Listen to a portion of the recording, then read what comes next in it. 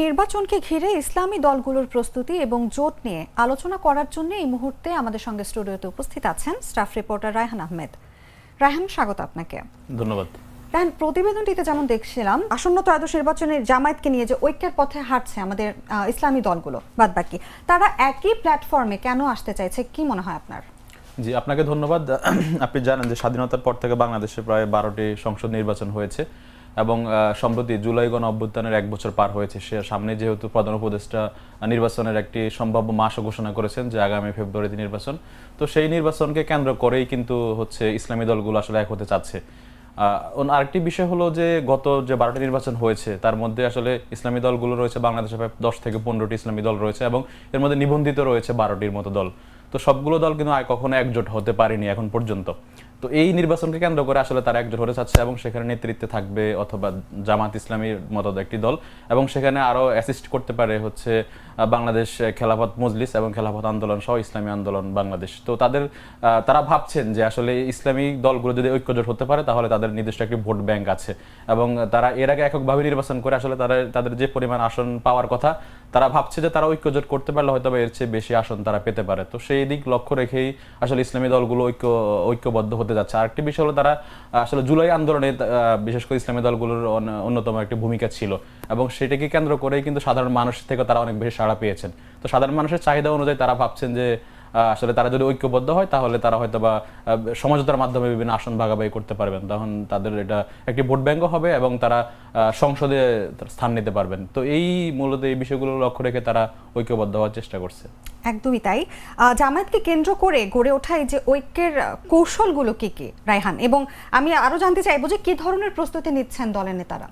জি, গণ অভ্যুত্থান যখন 5 আগস্ট এর আগের সাবেক শেখ হাসিনা সরকার পালিয়ে যায়, এরপর থেকে কিন্তু তাদের নির্বাচনের প্রস্তুতি শুরু হয়ে যায় এবং আমরা দেখি যে অন্তর্বর্তীকালীন সরকারের সমালোচনা করে বিএনপি সহ জামাত ইসলামী সবাই নির্বাচনের জন্য চাপ দিতে থাকে। তো যখনই আসলে নির্বাচনের কথা ওঠে তখন থেকে তাদের মধ্যে প্রস্তুতির একটা ব্যাপার আসতে থাকে। তো তাদের প্রস্তুতির যে কৌশল যদি আমি বলি সেটা হচ্ছে যে আসলে তারা এখন পর্যন্ত তারা প্রকাশ্যে কোনো মিটিং এখন পর্যন্ত করেন ইসলামী দলগুলো, যদিও কওমি ঘরানার 4টি দল রয়েছে, বাংলাদেশ খেলাফত মজলিস এবং বাংলাদেশ খেলাফত আন্দোলন যেটা আল্লামা মামুনুল হকের, এবং আরো একটি রয়েছে বাংলাদেশ হেফাজত ইসলাম সহ যে কয়েকটি দল আছে, তারা সরাসরি বসলেও বাংলাদেশ জামাত ইসলামীর সঙ্গে তারা এখনো বসেনি। যদিও আমরা পরোক্ষভাবে এবং রাজনৈতিক বিশ্লেষকরা যেমনটি বলেছেন যে মূলত জামাত ইসলামীর নেতৃত্বে কিন্তু ইসলামী দলগুলো আসলে ঐক্যবদ্ধ হতে যাচ্ছে এবং তারা একটি ভোট ব্যাংক খুলতে যাচ্ছে। তো সেই হিসাবে তারা আসলে পরোক্ষভাবে আমরা কথা বলে জেনেছি দলগুলোর নেতৃবৃন্দের সঙ্গে তারা বিভিন্ন কৌশল তারা প্রণয়ন করছেন। তার মধ্যে অন্যতম হচ্ছে যে তারা বিভিন্ন আসনে এবং বিভিন্ন এলাকায় গিয়ে তারা জনসভাও করছেন এবং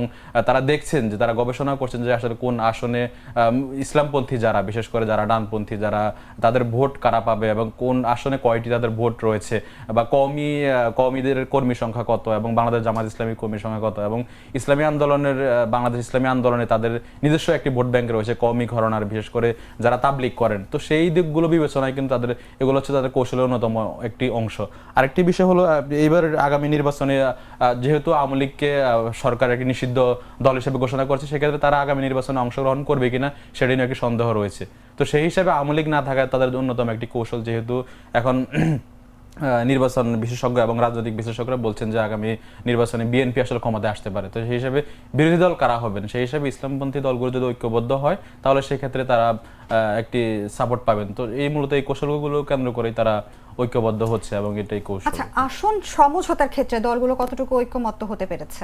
যে আসন সমঝোতা, আমি আসলে ইসলামী আন্দোলন কেন্দ্রবিন্দুর সাথে কথা বলেছি, তারা নির্বাচনের কিন্তু এখন একটা সম্ভাব্য মাস ঘোষণা করেছে, কিন্তু এখন পর্যন্ত তফসিল ঘোষণা হয়নি। তো সেক্ষেত্রে আসলে তারা বলছেন যে যখনই তফসিল ঘোষণা হবে তখনই কিন্তু তারা আসন সমঝোতার বিষয়টি তারা সামনে আনবেন। এবং এখানে আরো কিছু বিষয় রয়েছে, ইসলামী দলগুলোর মধ্যে কয়েকটি ভাগ রয়েছে। যেমন আমি যদি বলি 4টি ইসলামিক দল জামাত ইসলামীর সঙ্গে যেতে ইচ্ছুক হয়েছেন এবং বাংলাদেশ জমিয়তে ওলামা ইসলাম নামে একটি দল রয়েছে, তারা এর আগেও 2018 সালের নির্বাচন এবং 2014 সালের নির্বাচনে যদিও সেগুলো সুষ্ঠু হওয়া নিয়ে দ্বিমত রয়েছে, কিন্তু তারা সেখানে বিএনপির সঙ্গে নির্বাচন করেছেন। তো সেই দলটি গত শুক্রবার আসলে স্পষ্ট জানিয়ে দিয়েছেন তারা ইসলামী পন্থী দলগুলোর যে ঐক্যবদ্ধতা রয়েছে সেখানে তারা আসবেন না এবং কেন আসবে না, তাদের জামাতের সাথে তাদের আদর্শগত কিছু বিভেদ রয়েছে, এছাড়াও মাযহাবগত কিছু বিভেদ রয়েছে, সে কারণে তারা সেখানে আসবেন না। তো সেই জন্য আসলে এই যে দলগুলোর মধ্যে যে সমঝোতা বা ঐকমত্য নিয়ে আসন সমঝোতার যে বিষয়টা, সেটি যখন তফসিল ঘোষণা হবে তখনই কিন্তু তারা তফসিলের আসনের বিষয়ে তারা জানাবেন যে কে কোন আসনে নির্বাচন করবেন। তবে এর আগ পর্যন্ত তারা আসলে নিজ নিজ আসনে এবং নিজ নিজ দলের হয়ে কাজ করছেন, তারা বিভিন্ন যে যেখানকার সম্ভাব্য সংসদ সদস্য পদপ্রার্থী। রায়হান, যেমনটা দেখতে পাচ্ছি যে তারা বিএনপির সঙ্গে না গিয়ে নিজেদের শক্তির সাথে দাঁড়ানোর চেষ্টা করছেন, ইসলামী দলগুলোর এই জোটের আসলে মূল যুক্তিটা কি? জি, এখানে এই নির্বাচনে একটা বিষয়, আগামী যে সম্ভাব্য নির্বাচন হচ্ছে যাচ্ছে ত্রয়োদশ, এটা মোটামুটি নিশ্চিত যে বিএনপি আসলে ক্ষমতায় আসবে। তো সেক্ষেত্রে দেশের অন্যতম সাবেক যে শক্তি যে আওয়ামী লীগ কিন্তু এবার এখন নিষিদ্ধ দল হিসেবে রয়েছে এবং তারা নির্বাচনে করবে কিনা সেটা নিয়ে এখনো কোনো নিশ্চয়তা নেই।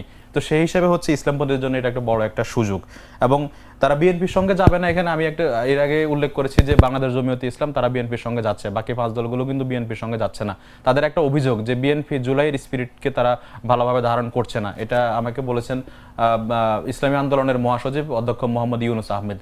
তো ইউনুস আহমেদের ভাষ্য হচ্ছে এটা যে বিএনপি জুলাইয়ের স্পিরিটকে ধারণ করছেন এবং তারা ইতিমধ্যে গণমাধ্যমে বিভিন্ন বক্তব্য দিয়েছেন যে তারা আসলে দেশে মৌলবাদের কোনো স্থান নেই, এই বিষয়টি তারা তাদের নিজেদের গায়ে নিয়েছেন।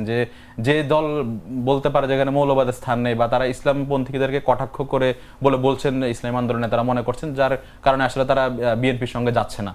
যার ফলে হচ্ছে বিএনপি যেহেতু ক্ষমতা আসবে, তারা ইসলামপন্থীরা মিলে নিজস্ব একটা ঐক্যমত করে তারা আসলে বিরোধী হিসাবে এবং একটা প্রেশার ক্রিয়েট গ্রুপ হিসেবে তারা থাকতে চাচ্ছেন এবং সংসদে একটা জোরালো অবস্থান নিতে চাচ্ছেন। রায়হান, শেষ করার আগে আপনার কাছে জানতে চাইবো যে নির্বাচনের মাঠে ইসলামী দলগুলোর যে ঐক্য বা জোট যেটাই আমরা বলি না কেন, এটা নির্বাচনে কতটা প্রভাব ফেলতে পারে? যে এটা নির্বাচনে প্রভাব ফেলবে, যেহেতু নির্বাচন বিশেষজ্ঞ এবং রাজনৈতিক বিশেষজ্ঞরা বলছেন যেহেতু আওয়ামী লীগ ক্ষমতায় নেই বা আওয়ামী লীগ নির্বাচনের মাঠেও নেই, সেক্ষেত্রে এটা নির্বাচন খুবই প্রতিদ্বন্দ্বিতাপূর্ণ হবে। আমরা এখন পর্যন্ত বিএনপির নেতারা তাদের বিভিন্ন গণমাধ্যমে তারা তাদের নেতাকর্মীদের যে কার্যক্রম, সেটা থেকে বোঝা যাচ্ছে যে নির্বাচন বিএনপি ইতিমধ্যে ক্ষমতায় চলে এসেছে। তো সেক্ষেত্রে যেহেতু এখন বিরোধী দল হিসেবে আওয়ামী লীগ নেই, সেক্ষেত্রে অন্যতম বিরোধী দল বাংলাদেশ জামাত ইসলামী এবং ইসলামপন্থীদের যে দলগুলো রয়েছে তাদের ঐক্যমত্যতা নির্বাচনকে আসলে আরো কি বলা যায়, আরো আড়ম্বরপূর্ণ করে তুলবে, জাঁকজমক করে তুলবে।